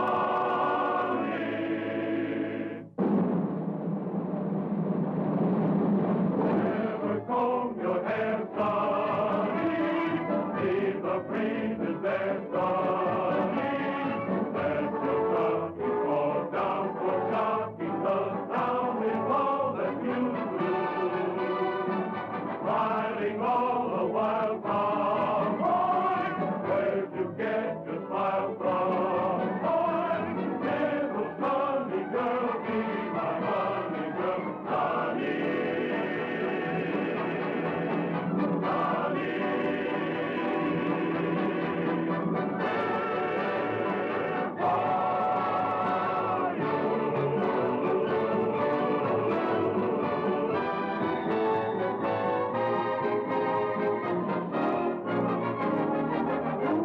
Ooh, stole my heart away. Ooh, makes me dream all day. Dreams I know can never come true.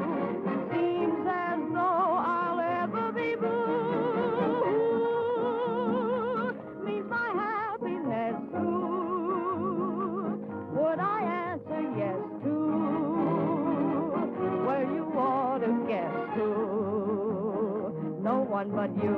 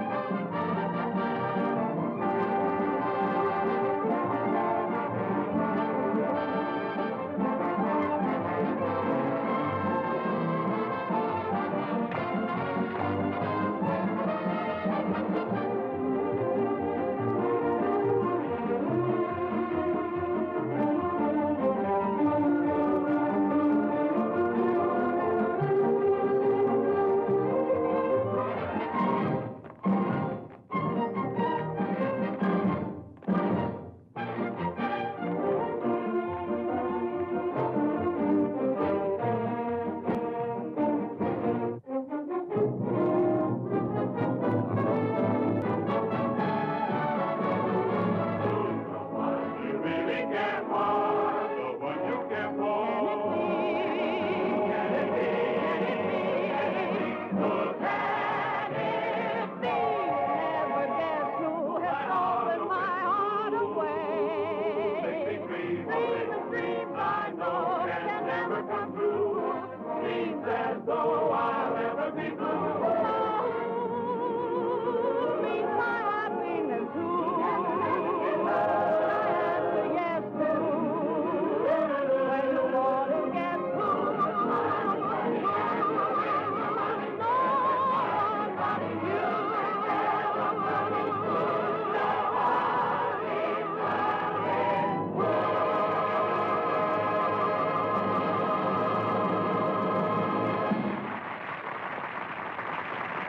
No one but you. Hello? Yes, Miss Mullen. You sent for the doctor? Is Sally there? Oh. Well, you be sure he stays in bed, Miss Mullen. I'll be right over.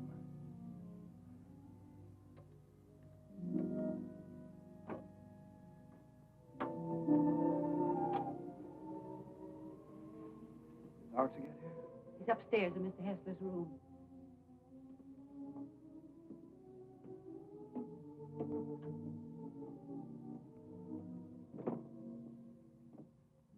It's his heart. I wouldn't stay very long. Mr. Hessler could use a little rest.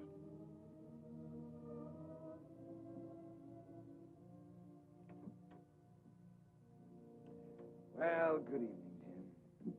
Oh, Jerry. We missed you at the theater tonight.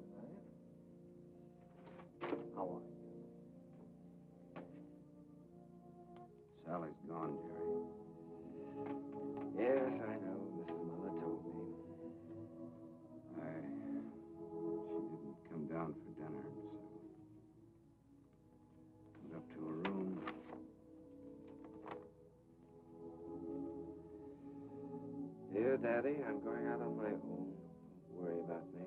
Someday you'll be proud of me. I'll always love you. P.S. Tell Uncle Jerry I still love him. It's all my fault, Jim. I shouldn't have suggested that she'd be in the show. No. Sally is Sally. It's time both of us faced that. Yes, I know, but I think I heard her. Well, she's got spunk, all right. Jerry, she's young. She's way too young to be out on her own. Well, now, look, Jim, don't you worry about this. I'll bring her back. I wish you'd do that. I promise you I'll try my utmost. Yeah, just as soon as you can. Good night, Jim. Why don't you get back into bed and get some rest? Yeah. I left no stone unturned trying to find Sally. Personal ads, private detectives. But the answer was always the same. No one had seen her. It was a futile hunt. I tried to keep Jim's hopes alive, but I think he knew. And then, one night... Please don't mention my telephone.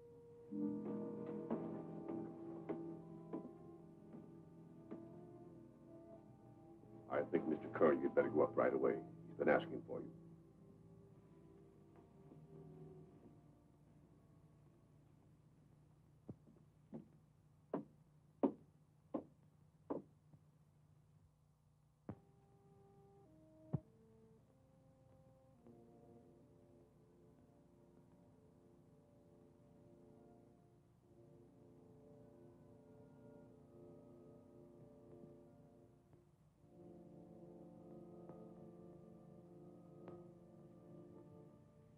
Jim.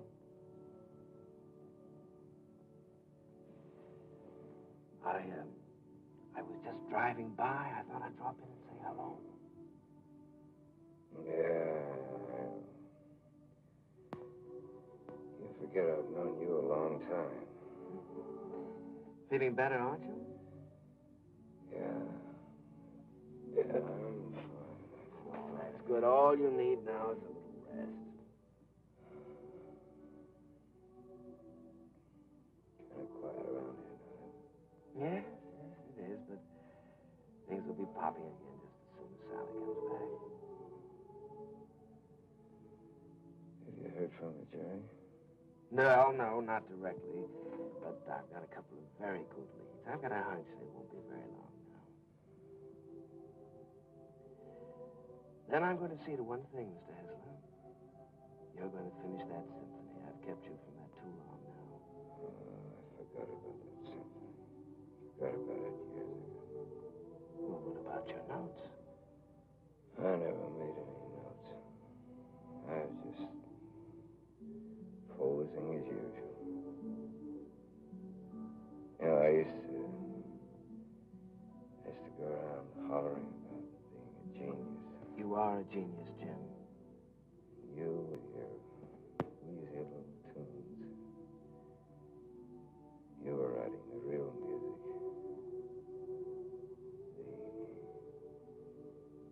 The folk music of America. Thanks, Jerry, for letting me kind of stick around. No, wait a minute. Let's get something straight, Jim. I didn't let you hang around. If it hadn't been for you and your faith in me, I would have quit half a dozen times, you know that. And if we're going to start handing out bouquets, I just want you to know that I don't know where to begin to thank you.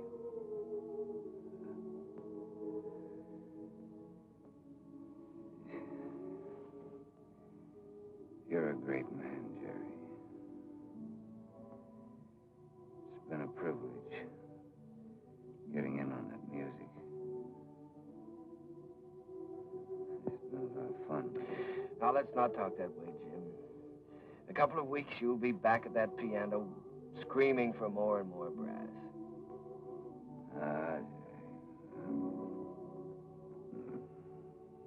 This looks like the time for strings. Jerry,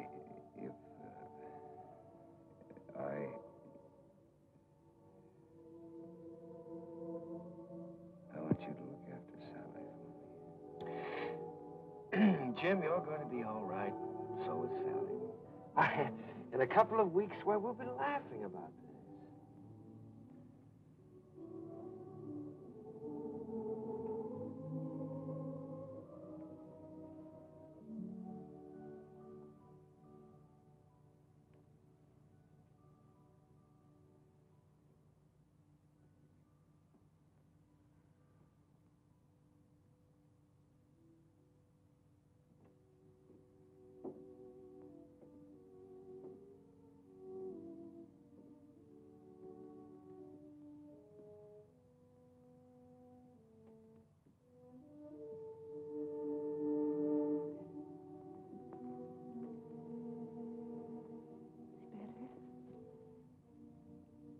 Perhaps if I made some coffee.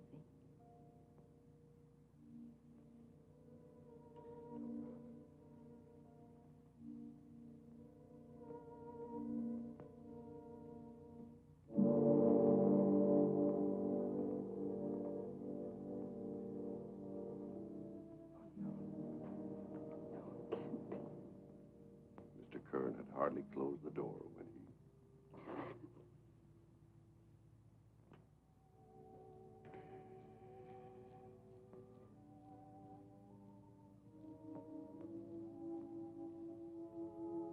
I was completely lost, completely helpless.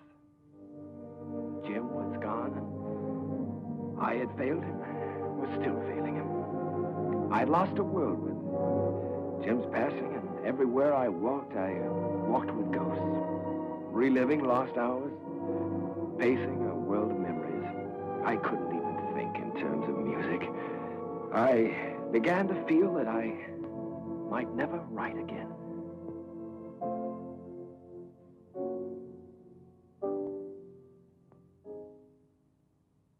How long has this been going on? For weeks, Oscar. Ever since Jim died, he's a score to write me. Hasn't done one song. That certainly doesn't sound like Jerry. He seems to have completely lost heart. Have you had any word of Sally? No, but he has every friend he ever had in show business looking. Well, don't worry about it. He'll turn up. It's Jerry I'm worried most about. You know, Oscar, I believe he's beginning to think he can't write music anymore. It's heartbreaking to watch him. Well, I have a book here I'd like him to take a look at. I've been commissioned to adapt it and write the lyrics, and I think Jerry's the man to do the music. I don't think he'll do it, Oscar. Well, that's hard to believe.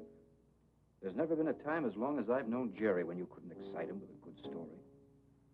Never been a time in his life like this. Well, if you can try, I'll tell him you're here.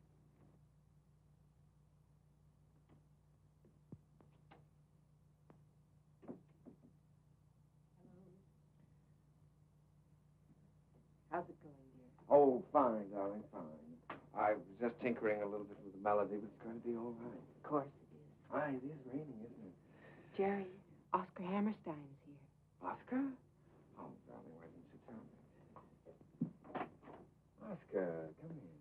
Oh, Jerry. My goodness, it's good to see you. Won't you sit down? Sit down. Thanks, Jerry.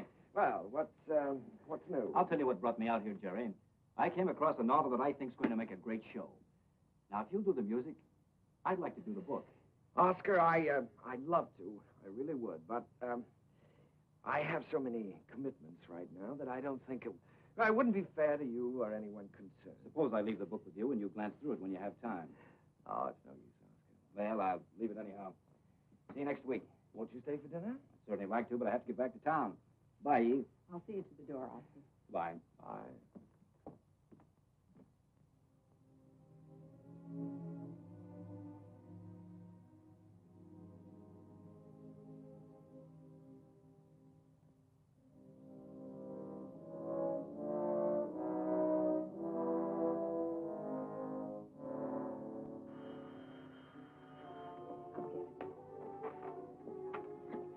Hello? This is Mrs. Kern. Oh, just a moment, Mr. Kelly. Jerry, it's Arthur Kelly. He's got news of Sally. Hello, Arthur. Yes. Oh, that's wonderful. In Memphis? What was the name of that club again? Club Elite, all this week. Yes, well, I'll get right on it. Thank you very much, Arthur. Sally is singing at the Club Elite in Memphis all this week. Oh, that's wonderful. Shall I pack a bag for you? Yes, darling, you do that and I'll call and make reservations.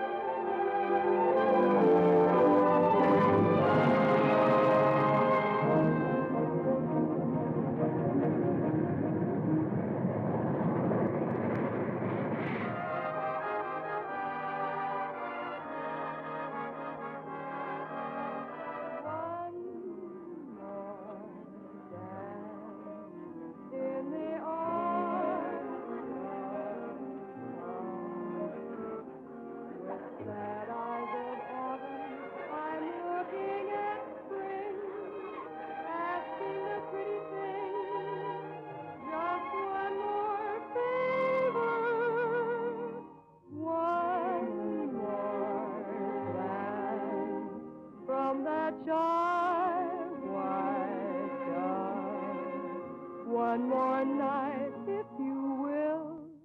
One more flight, one more thrill. One more dance, if you will, with me.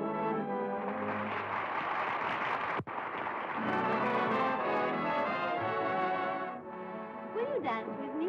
Oh, no, thank you. No. Go ahead and dance with us, No, Charlie. thank you. Go ahead. Will you dance with me? I sure will, baby. What's this? Sit down.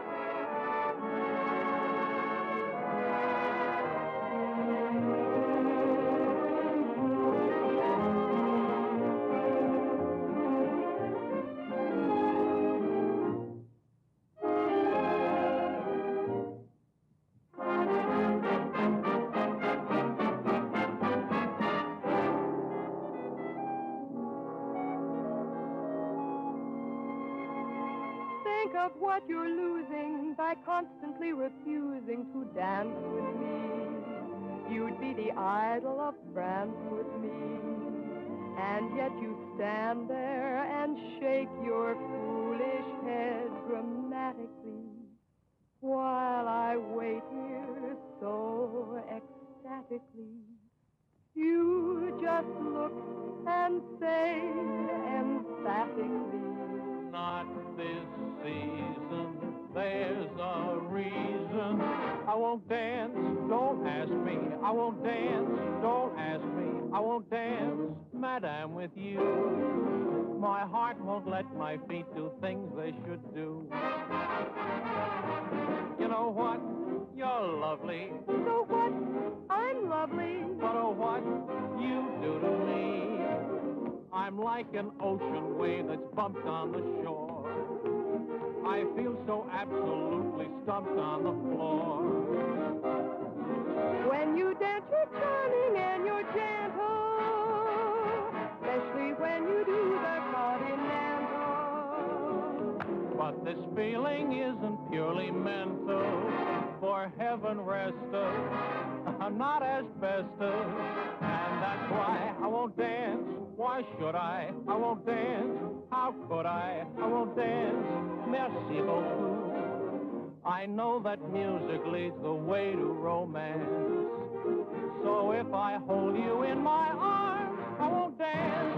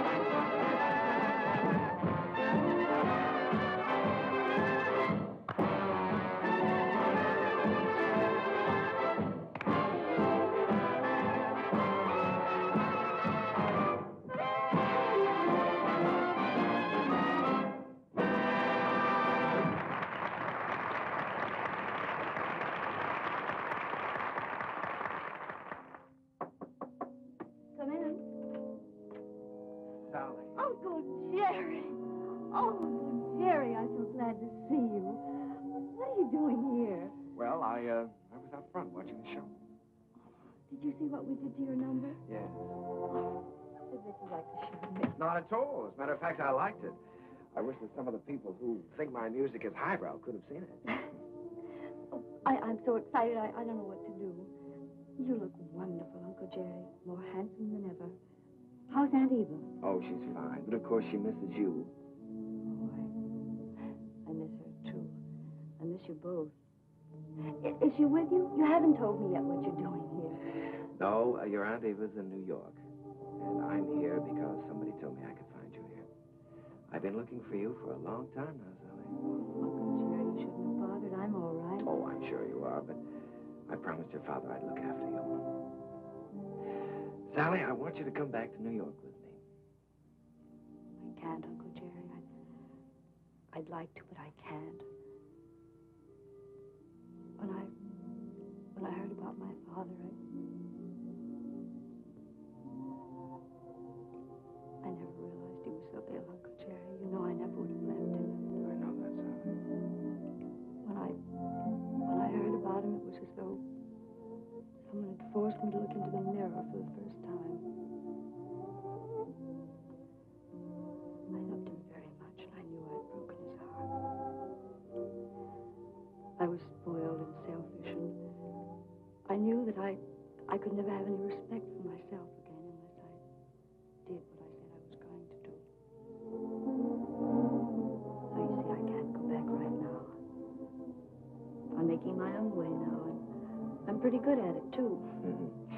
Well, Sally, I just don't like the idea of you being here and all alone. This is just a stepping stone from where I've been to where I hope I'm going. I'm making $50 a week now because management thinks I'm worth $50. If I'm worth more, I'll get more. And if not, I'll have to find it out for myself. And Uncle Jerry, I'm not using anyone. 5 minutes, Mister. Thank you, Jimmy. You understand, don't you, Uncle Jerry? Well, Sally, you know, darling, I'd give anything in the world if you'd let me help you. But I must say that I've never been quite so proud of anyone in my life as I am of you at this moment.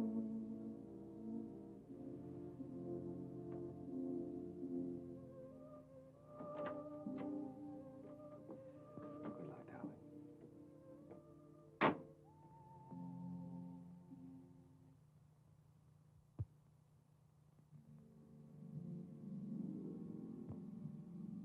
Gradually, I felt the old heartache misting away, and I was at peace.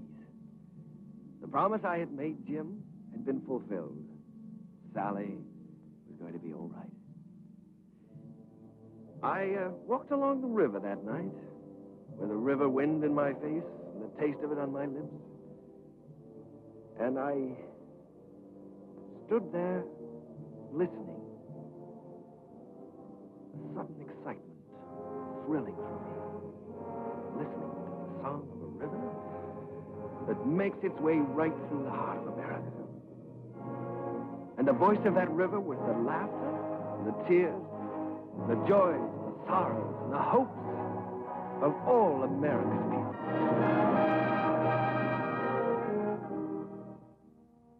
Well, Joe, that's my story. It's too bad Mr. Hessler couldn't have been there tonight, Mr. Kane. He was there, Joe. He'll always be a part of any music I ever write. Whatever happened to Miss Sally? Well, I don't know exactly. She's on her own now.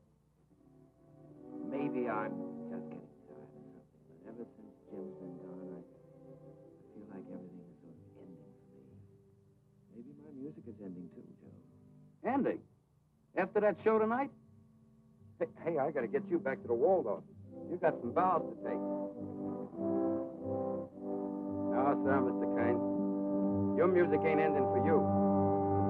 In my opinion, it's just the beginning.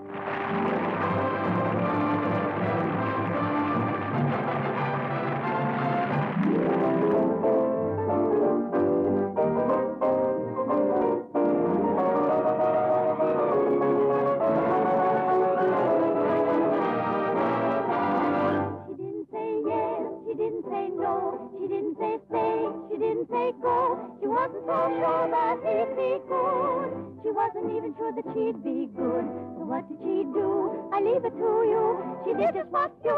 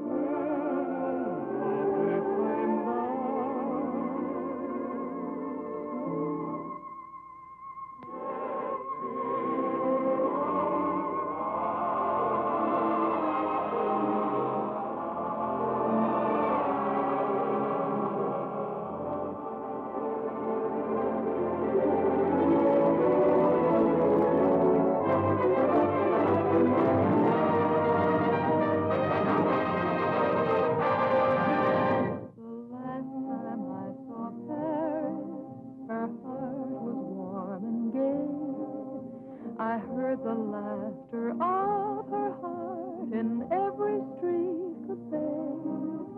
The last time I saw Paris, her trees were dressed for spring, and lovers walked beneath those trees, and birds found songs to sing. I dodged the same old taxi cabs that I had dodged for years. The chorus of their squeaky horns was music to my ears. The last time I saw Paris, her heart was warm and gay. No matter how they change her, I remember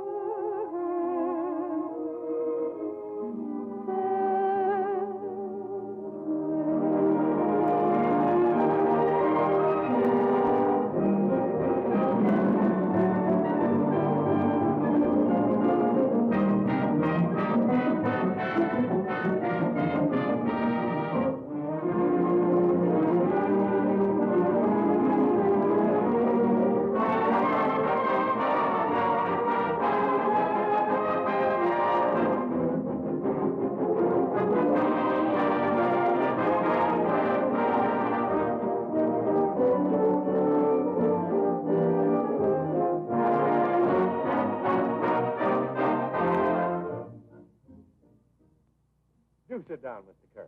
Oh, you sure we won't be in the way? Oh, certainly not. Not at all. Well, I can't get over this, Mr. Artide. We certainly don't grow stages like this on Broadway. Darling, look at the size of that orchestra. Why, you have everything in the world to work with here. That's right, Mr. Kern. We've tried to give you the best of everything. Yes, that's so. What was the number you were going to do today? Well, we found an old song of yours that you did first in 1917 called The Land Where Good Songs Go. Oh, I'd almost forgotten about that one. We're using it as a frame for some of your other songs. What star is going to sing this? Well, Mr. Kern, as a matter of fact, we're trying out a newcomer. Oh, newcomer. This girl did a test for us in New York, and it impressed us, so we flew her out here. She hasn't done much yet, but we have great hopes for her. Quiet! Hi, girls. We're ready. Ready for a take. All right, let's try one. Places, please. Okay, Charlie. Hit the light. Quiet! Okay, roll 'em. Action!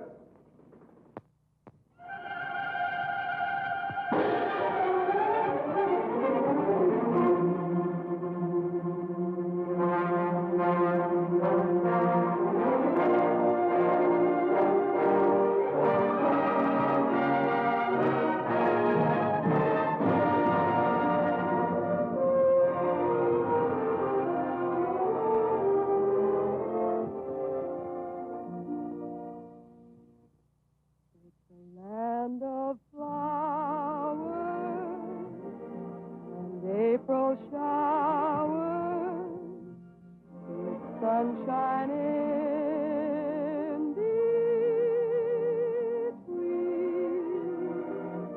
with roses glowing and rivers flowing, mid rushes growing green. Like her, Mr. Kern? Like her? I love her. I'd rather hear her sing one of my songs than anyone else in the world. Wouldn't you, Edie?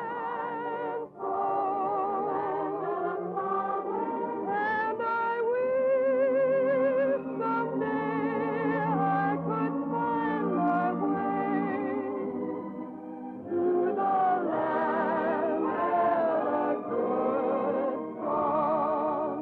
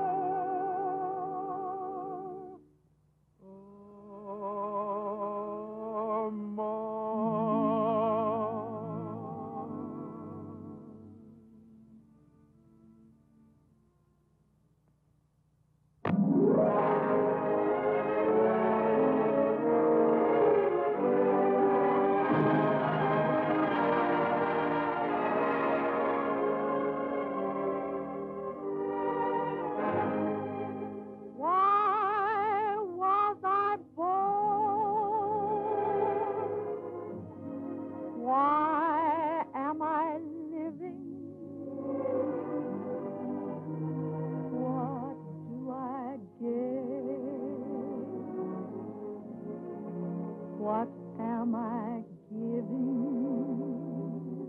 Why do I want the things I dare not hope for? What can I hope for? I wish I knew.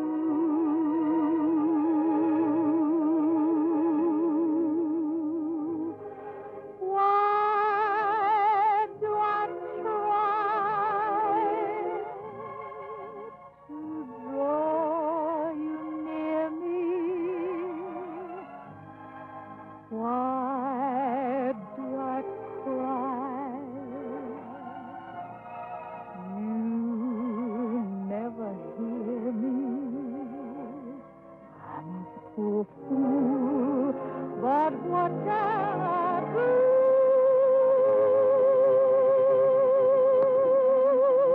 Why was I born to love?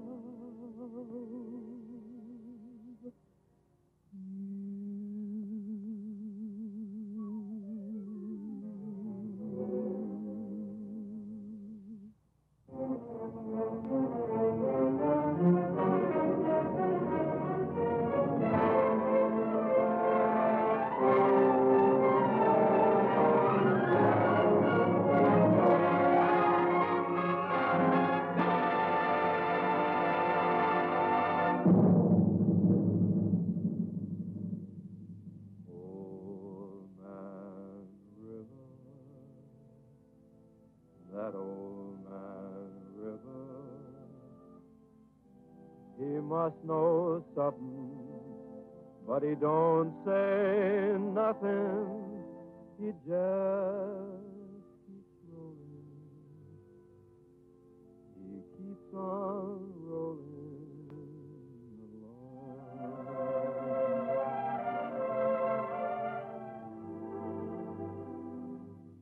He don't plant taters, and he don't plant cotton, and them what plants some is soon forgotten. But old man River just keeps rolling along.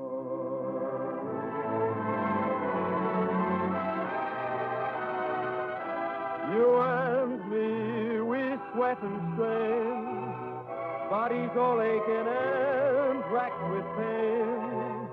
Tote that bar, lift that bell, you'll get a little drunk, and you'll land in jail.